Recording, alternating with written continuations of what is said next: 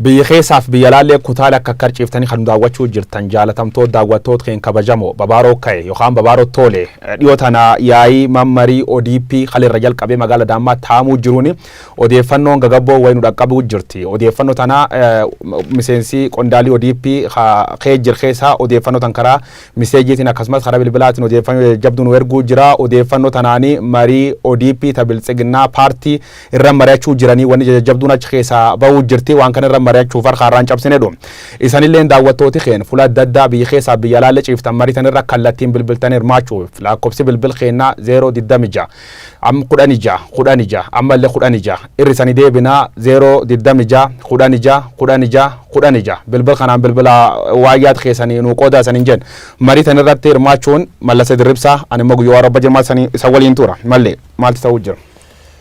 Egaa anga olana ODP maricha waltajjii marichaa irratti hirmaatan odeeffannoo kanagaa kan nu qaqqabsiisaa jiru.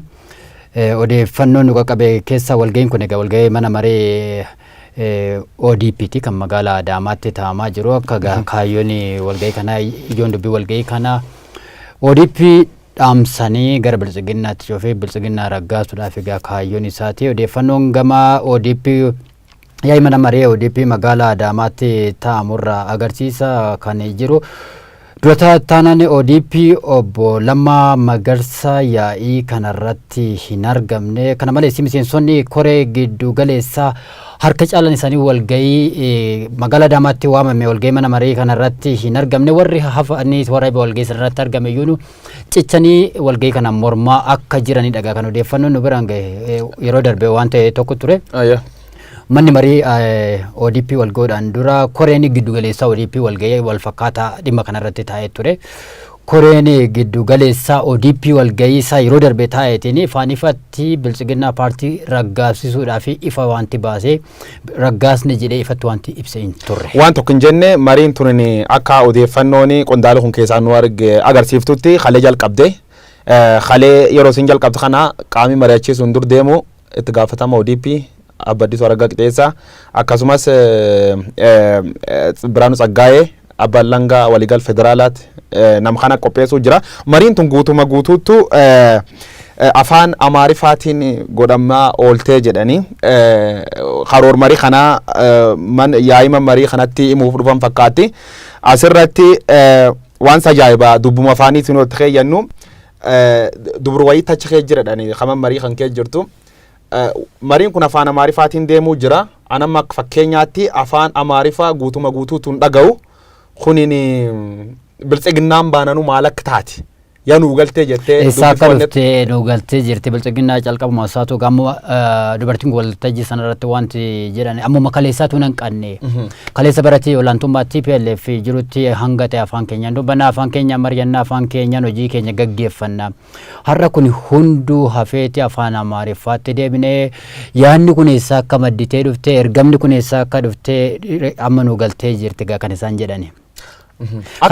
Akkasuma inni kun beekama waan ajaa'ibaan si jeessa mariin tunini warri asirratti hirmaatu kun sababa yaamameef akka hin beekne dhaga'uu jirra.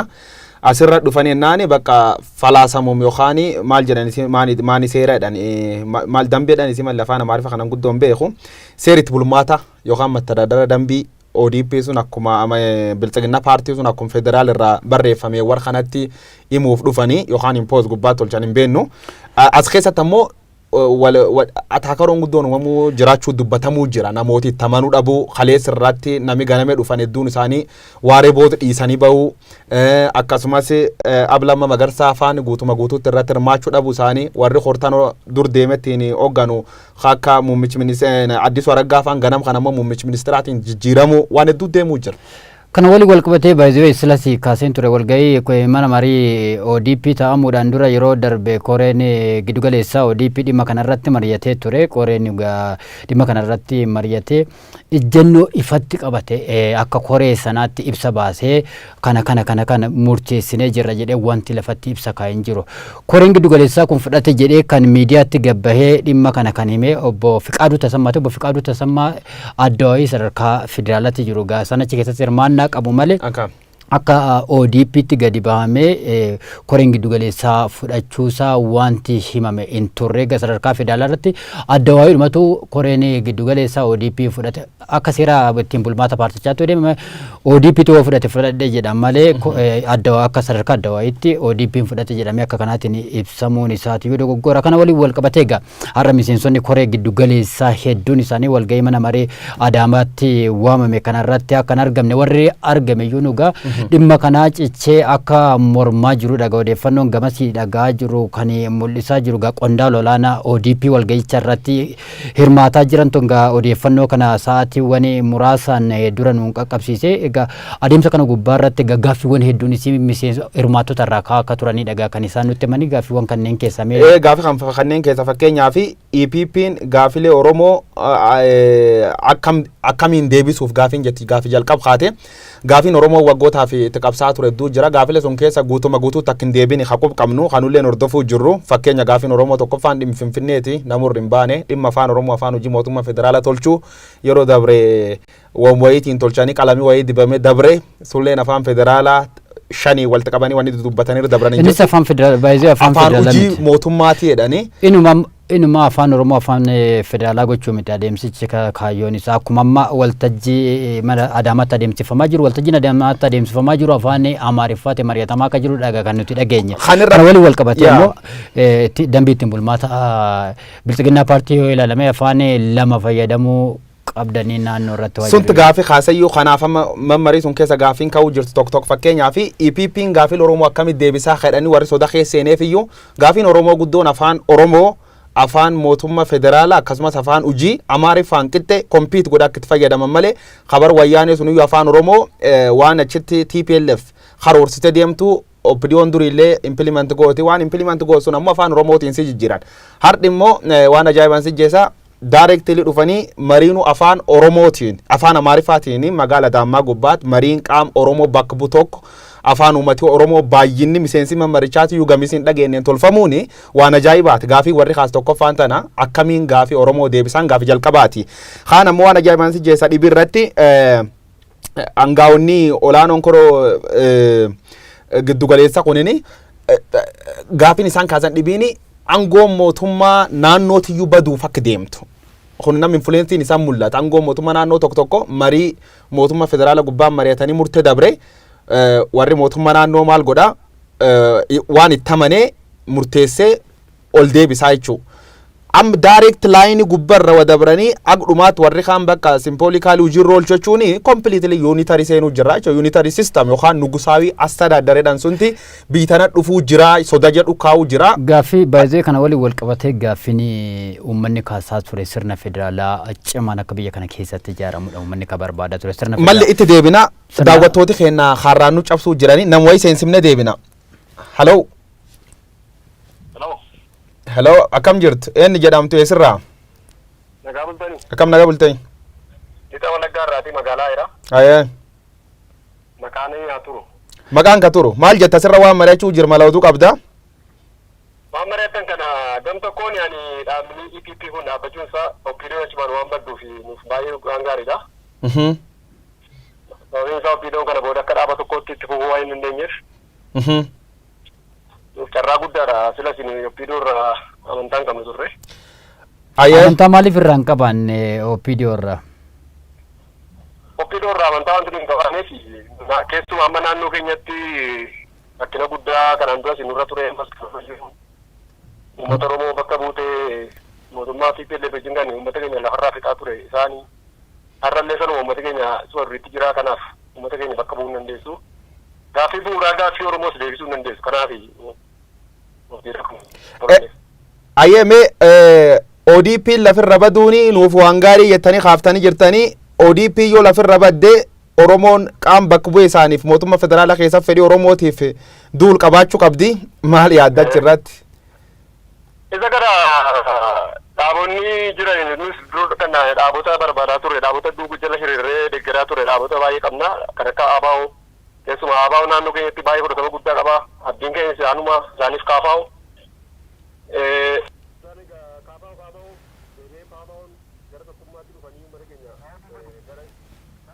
Hello. Hello. Nagaa jirtu? Aye. Tufufa? Kanaaf dhaabni kaabaa kaafaa waan jiraniif duris isaanii kan uummata keessatti bakka lolaa ture, falmaa ture. Opiidoon reefu jiddiina jalaa baatee akka waan uummata Oromootiif hojjettuu fakkeessan barbaadaa ture isaan. Kanaaf dhaabaa kaafaa waan jiraniif waan inni sodaachisu qabachuu qabu. Mee kana waliin wal qabatee egaa keessattuu egaa sadarkaa federaalaattis haa ta'u sadarkaa naannoo Oromiyaatti egaa akka kanatti wal bittinneessanii paartilee garaagaraatiin hin deemuun ulfaataa egaa ta'uu mala paartilee keenyaaf ergaa maaliin miidhamtuuf meesin gama kanaatiin tokkummaadhaan gara hooggansaatti ce'uudhaaf. Paartilee keenya dhaamsiin haamnu ammas tokkummaan ajabaatu gaaddisa Oromoo jedhanii dhaabbate suni tokkummaa baay'ee jabeessanii yoo danda'ame gara tokkummaatti walitti makamuutti dhufu warri wal fakkaatan yoo ta'u baate immoo bakka inni tokko dorgomutti inni tokko dorgomuu dhiisee akka sagalee isaanii iddoo adda addaatiin qoodamnee fi akka kanatti walii galanii tokkummaa Oromootiin tokkummaa Oromoo jabeessanii tokkummaan dhaabotii tokkummaa Oromootiin murteessaadha. Kanaaf gara sacaalutti ce'uu fi dhaabotiin kun tokko ta'uutu irra jira. Aye, ulfaadhi galatoom daawwata keen. Eesh galatoom. Egaa akka amma daawwataan keenya kaasanitti durumaanuu egaa gama opiidoo duraanitiin adeep ODP ammaatiin rakkoo guddaatu uummata Oromoo irraa akka gahaa ture warri duris nu cunqursaa ture jaruma kana egaa kana hunda darbee uummanni akka hoogganan carraa kenneefi ture carraa kanatti fayyadamaa akka hin jirredha egaa daawwataan keenya kan nutti manimama daawwataa biraas keessummeessinee gara marii keenyaatti adeebinu. Hello. Hello. Akkam jirtu? Nagaadha. Nagaa eenyu jennu isaa bilbiltu? As magaalaa Finfinnee irraayi. Aye. Uummanni sagantaa fi dabarsan dhageeffachaa jira. Meegaa marii keenya kana waliin wal qabatee amma ODP'n uummanni manatti kennee gara ce'umsaatti nageessa jedhe yeroo ammaa kana ODPummaa isaa dhiisee gara paartii biyyaalessaa walitti baquuttanii deemaa jira. Kanarratti maal jettu isin? Kun uummata Oromootiif wanta rakkoo baay'ee qabullee natti fakkaatu.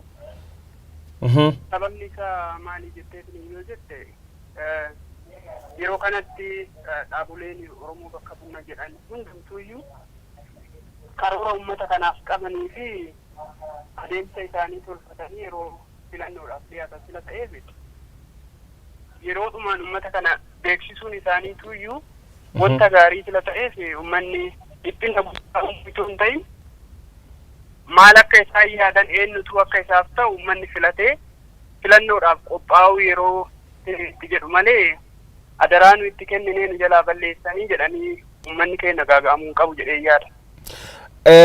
Adaratti kennan nu jalaa balleessan jedhan adara keessa tokko Oromoon mirga hiree ofii murteeffachuu fakkeenya afaan ofii gargaaramuu ofiin of bulchuu kana gaafii Oromoo hundaati paartileen Oromoo hunduu kan hin deeggarte asirratti ammoo waan federaalizimii irratti dhiibbaa uumuu danda'a fakkeenyaaf afaan Oromoo adoo jiran afaan hojii mootummaa federaalaa duritti fayyadaman afaan naannoo dhibii afaan hojii isaanii godhatanii wanne jechuun faan asirratti deebisanii ammoo adoo waan paartii murteessan adoo uummataan hin mari'atin akkanumatti alaf qabsiisan jedhan uummatatti muun kun dhiibban qabettanii yaaddaniin.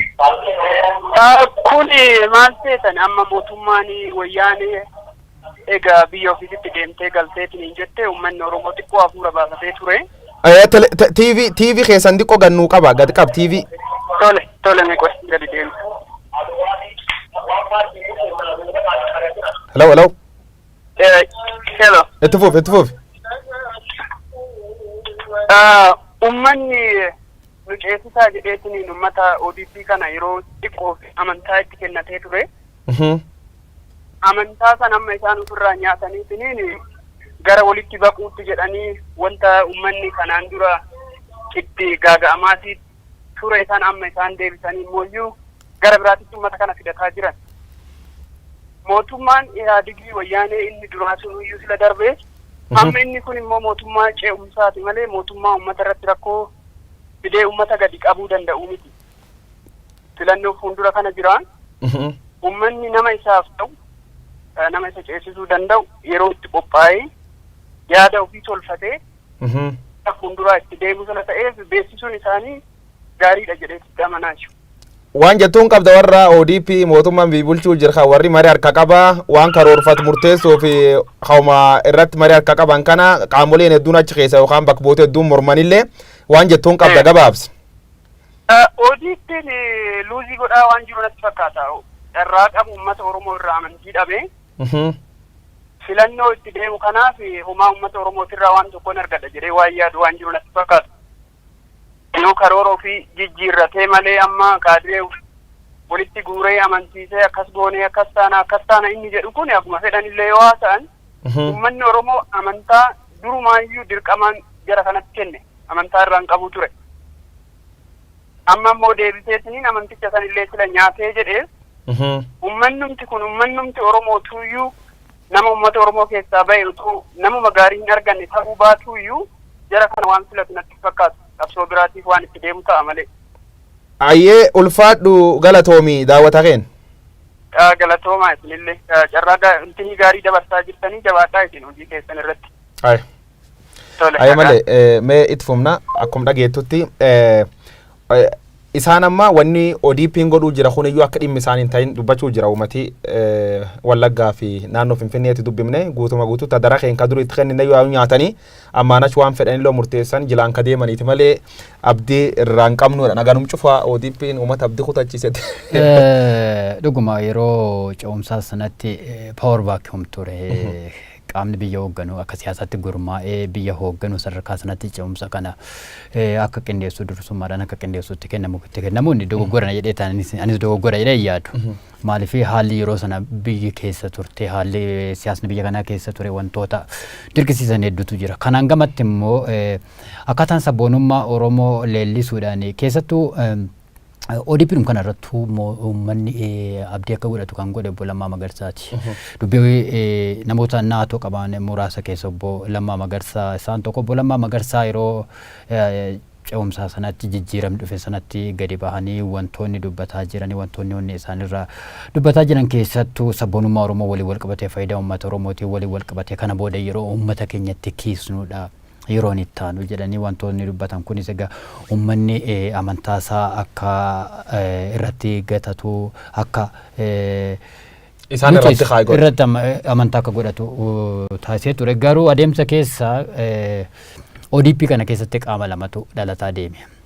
Tokko gareedhuma akka obbo Lammaa Magarsaa sabboonummaa Oromoo leellisaa sirna federaalaa kana cimsee fuulduratti deemuudhaaf kaayyeeffate ture.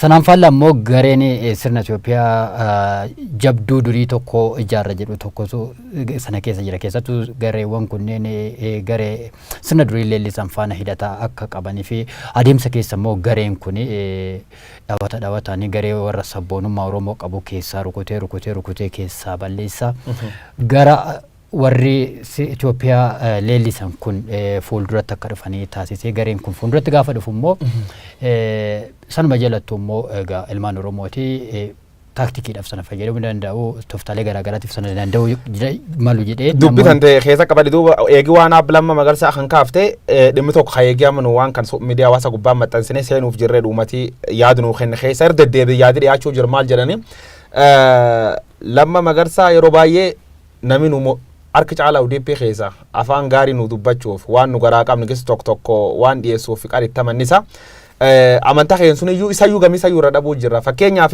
waan marii sun keessa taa waan itti quuf dadhabe at least tokkotti naa jaayibe keessaan gisee baay'ee naa wanneedha.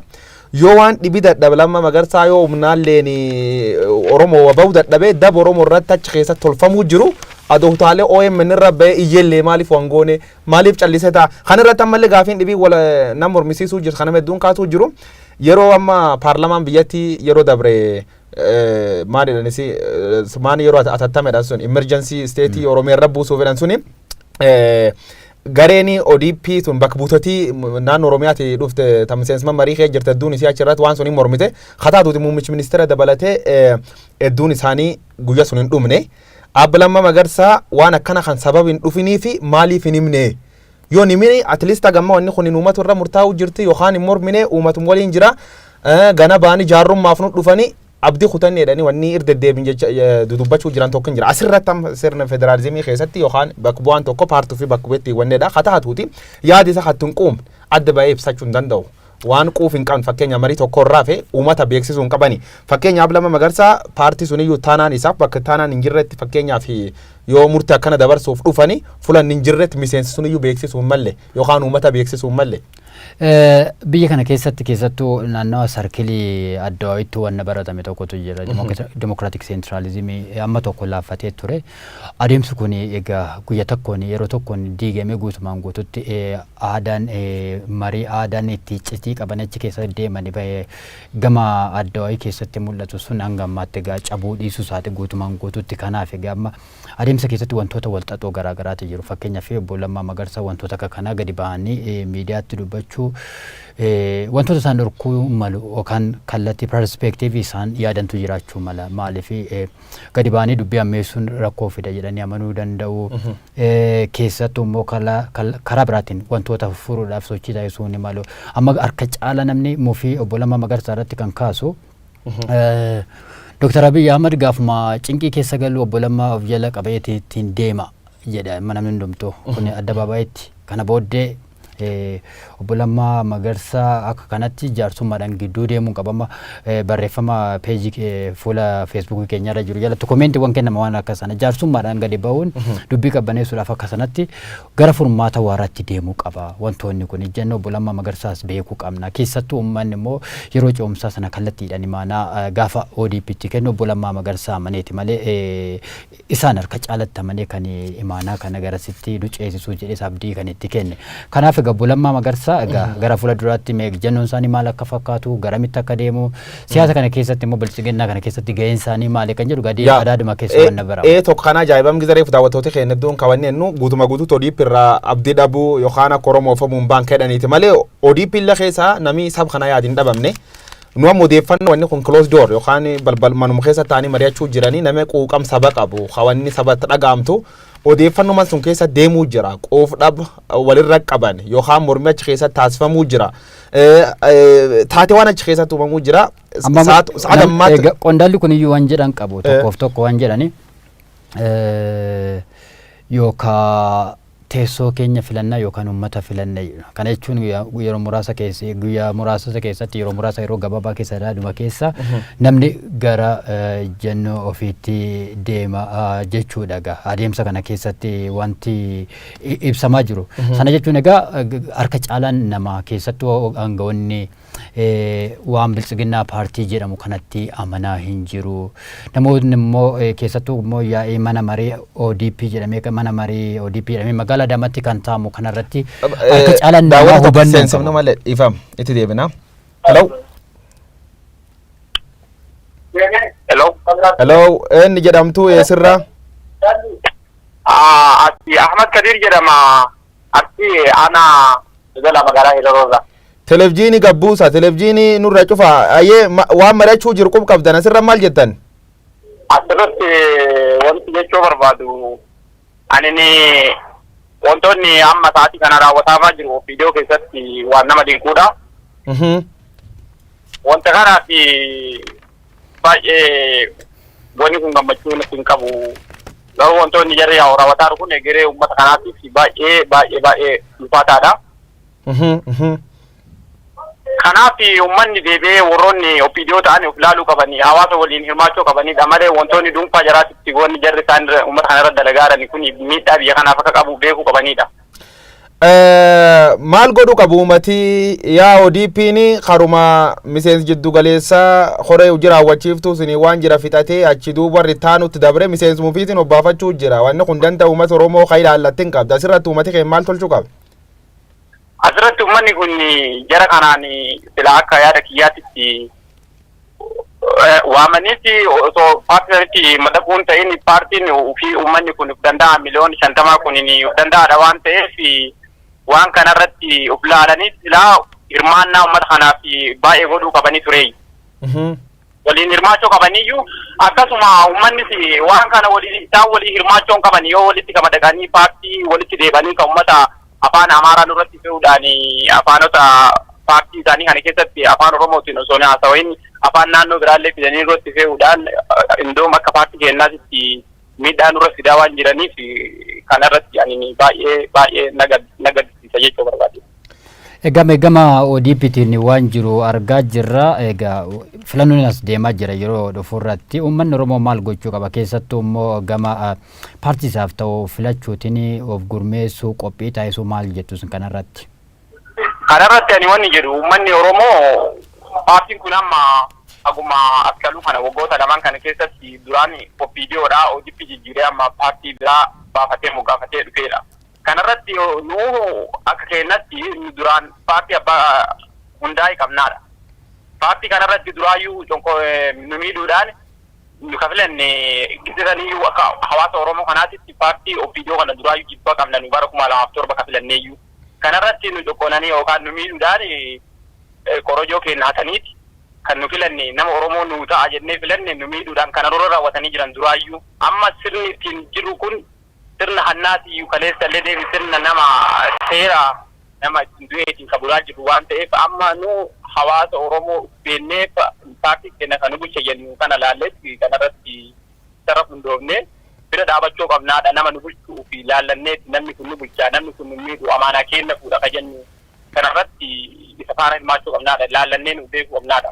Mee kana waliin wal qabatee gaa keessattuu gaa uummanni paartileen garaagaraa maqaa uummata Oromootiin gurmaa'anii jiru yeroo murteessaa kana keessatti filannoo kana keessatti bifa harca'een gamanaan deemuu caala bakka tokkotti gurmaa'uu qabadheeti gaa uummanni yeroo hedduun hin kaasa kanarratti paartilee maqaa Oromootiin gurmaa'aniif keessattuu gaaddisa hooggansa Oromoo jalatti warra gurmaa'ee hojjetaa jiru sochiirra jiru kanaaf ergaa maalii dabarsituuf?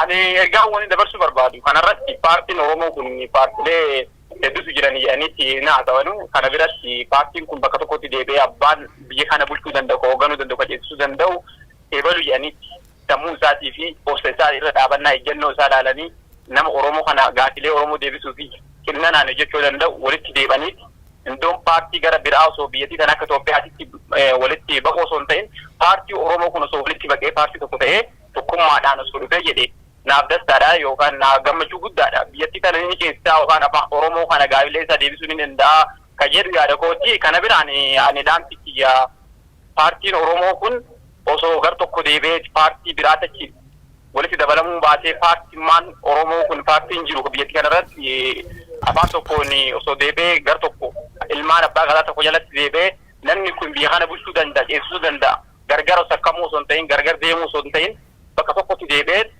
namni kun biyya kana bulchuu danda'a hoogganuu danda'a jedhee osoo gar tokko walitti murteeffateeti baay'ee na gammachiisa jechuu barbaadeetti. Ayyee ulfaadhi galatoom daawwataa keenya.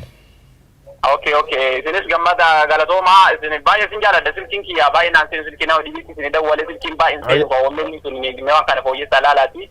Jabaa daaratti isin harkaaru isin wajjin jira OMN. Ayyee ulfaadha malli asirratti beektaa waan jechuu barbaadu paartiin biltsiginnaaf jedhamtuuni afaaniin gizee baanii uummatatti manii wanni si sodaan uummataallee kana akka sabdaneessummaa waan sirni federaalizimii akka jabeessitu akka waan uummataatti hojjettedhani garuu practically wanni hojjetamuu jira totally few percent or 1% rule waan jedhamu waan akkas fakkaataatti asirratti ta'uu jira fakkeenyaaf amma yoo fudhan taate horeen jiddugaleessaa hin jirtu horeen amma hojii raawwachiiftuu man marii EPRDF tuunini horeen tu wanni siin sida tolchuu malte uummataan mari'attee waan uummata waliin deema tolchuu qabdi turte gubbumirra waan murteeffatte waan murteessite kan garuu uummataaf fiduu jirti wanni isiin fiduu jirti kaan ammoo uummata baay'inaan hin gammachiifne isiin duruma deemuu jirti isii keessa mormii mudachuu jira dhugum warri kun diimokiraasii yookaan sabdaneessummaa afaanii aadaa amantii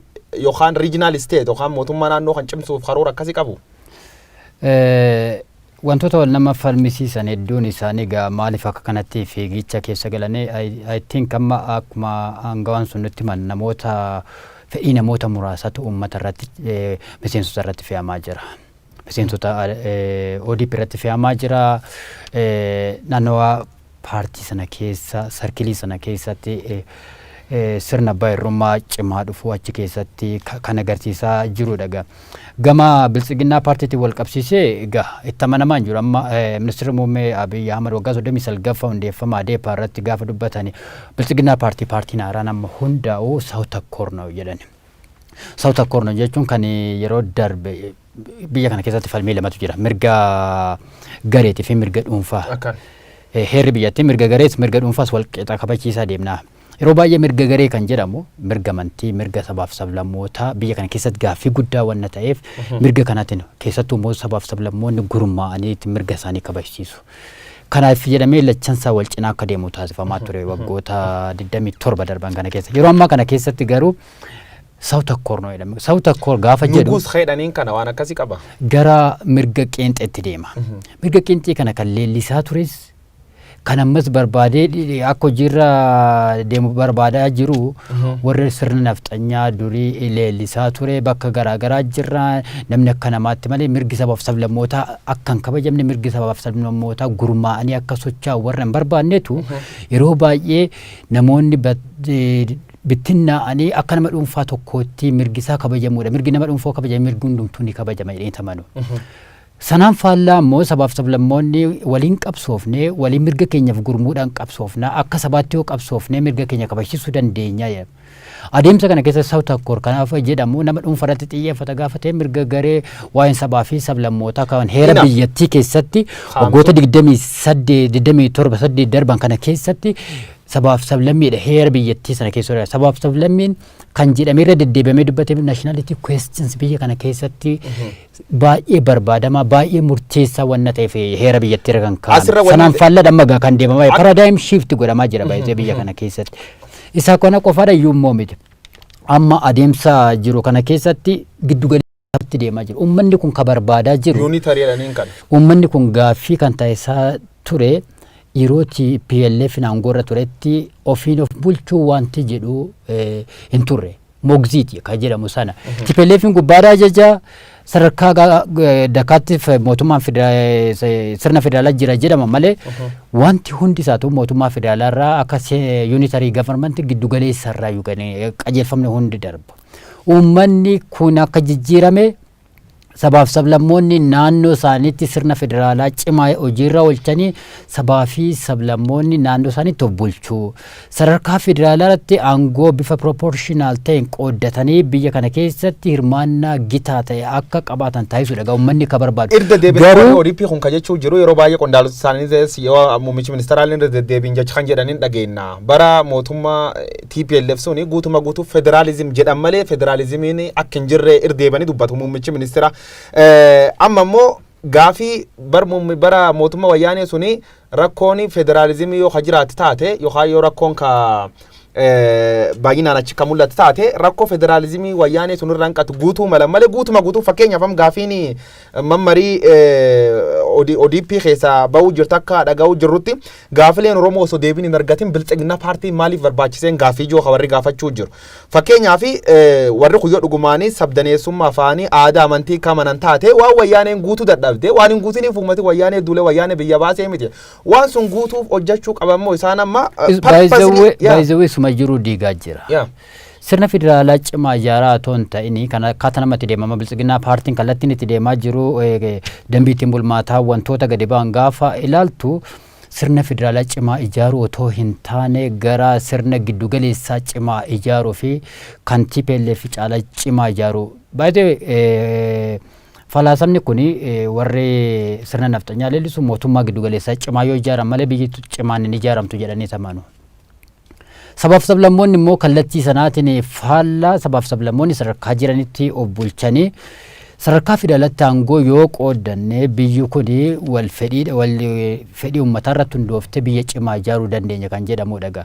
Waggoota 27 darbanittis kallattii sanaatiin akkaataa hojiirra walmarratti rakkoo bal'anaa jiraatu malee kallattii sanatti waan deemu fakkaata. Amma sanaan faallaadha adeemsitti jiru. Kanaaf haaranii gaafii akkana kaasuu jiranii fakkeenyaaf gaafii nama marii sun keessa baay'inaan ka'uu jirtu tokko dhibiin dubbiin afaan Oromoo asuma duutmoo gartee afaan Oromoo kun afaan hojii federaalaa goonaa jedhanii waadaa galanii muummichi ministeera eegeer deebisee parsantii 99 dubbate afaan hojii paartii teennaa jedhanii yeroo dabran dubbatan sun afaan federaalaatii miti asum deebisanii warra achi keessa jiruyyuu jabdu mormi kaasuuni biltsiginnaa paartii caalaa oppidiyoo duriin nu wayyaa fudhadhan cufatti deebi'anii mormiin akkana rakka'uu jiraachuu baay'inaan dhaga'uu jirra wamtaateef immoo wanni deemuu jira waan gaarii miti odeeffannoo afaan baay'ee kan yeroo darbee murtaa'e afaan paartiiti afaan sadarkaa federaalaa jedhamee akkaataan itti dubbatamu suni dogoggoraa uummata misunderstanding namoota akkasitti dubbatan baay'ee jira misunderstanding itoo hin ta'in misleading nama namoota misliid gochuudha. Kanaan gamatti immoo egaa sirna federaalaa akkamitti uummanni bulchaa waan jedhamu irratti rakkoowwan garaagaraa waliin wal qabatee akkaataan bilchiginaa paartiin itti deemu maga bilchiginaa paartiin egaa akka sadarkaa mana marii ODP ni Adaamaatti taa'amee jireedha. Ni manni marii ODP kuni itti aanaa durataa ODP obbo Lammaa Magarsaan argamne bakka miseensonni koree giddu galeessaa hedduun hin argamnetti bakka miseensonni mana marichaa hedduun egaa mormaa jiranitti miidiyaa mootummaa irratti egaa yeroo gabaabaa booddee tarii akkuma barame egaa raggee jedhamee odeeffannoon akka kanaa bahuu danda'a egaa haalli jiru kana fakkaata guyyoo. Mee dhumirratti yoo dandeenye nam tokko seensifnaa dofin deena. Nama tokko seensifnu. Hello. Hello. Hello. Televizyiinii cufaa eenyu eessirraa? Fayyuma. Fayyaa mee eessirraa? Abdusalaam Umar jedhama Nageellee Booranaa godina Gujii magaalaa Nageellee Booranaa irra. Ayyee waan mari'achuu jirru oduu qabdu maalti wanni deemuu jira kana akkamitti ilaaltanii manni marii ODP hor harka qabaa hor sun keessatti ammoo walii galuutti hin jira waan jedhan odeeffannoo dhageenne san biraan ga'uu jira asirra maal jettan? Wanni nu asirra jennu manni maree ODP wanni inni jiru kun waan hin taane dogoggora guddaa keessa seenu jira.